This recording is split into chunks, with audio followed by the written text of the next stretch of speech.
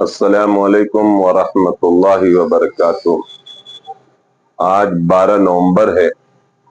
आज ही के दिन एक उर्दू के बहुत ही मशहूर शायर, बल्कि यूं कह लीजिए कि मकबूल शायर, मुखलिस शायर मौलाना इस्माइल मेरठी पैदा हुए।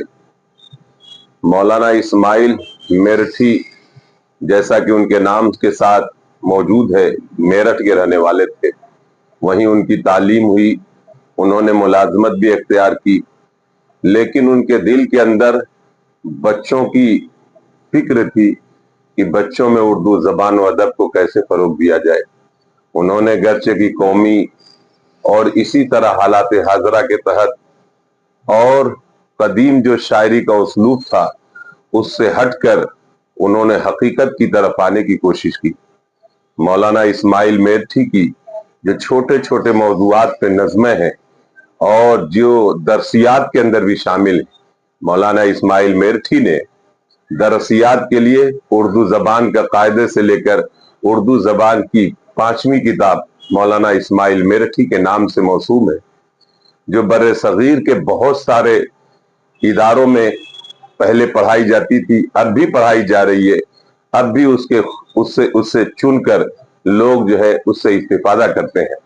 मौलाना इस्माइल मेरठी ने उन छोटे छोटे मौजूआत और उन नज़मों में ऐसी ऐसी बातें बयान की जिससे समाज और मुआशरा और बच्चों के अंदर अदब पैदा हो।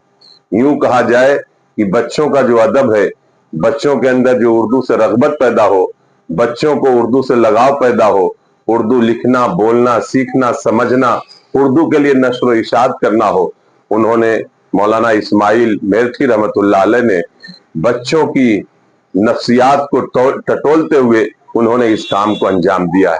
इस मौके पर मुझे उनके नज्म के कुछ अशार याद आ रहे, सुना देना मुनासिब समझता हूँ। जैसा कि गाय के बारे में है, रब का शुक्र अदा कर भाई जिसने हमारी गाय बनाई।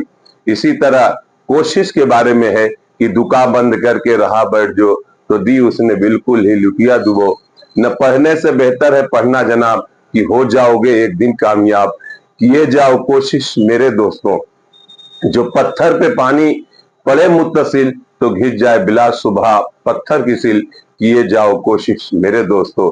एक शेर के अंदर तो उन्होंने एक बात एक नज्म में कही है, जिसको बतौर वाक़े को बयान करते हुए उन्होंने जो बयान किया है वो मुआशरे के लिए, समाज के लिए, ईमानदारी के लिए, ईमान के लिए बहुत बड़ी नसीहत है।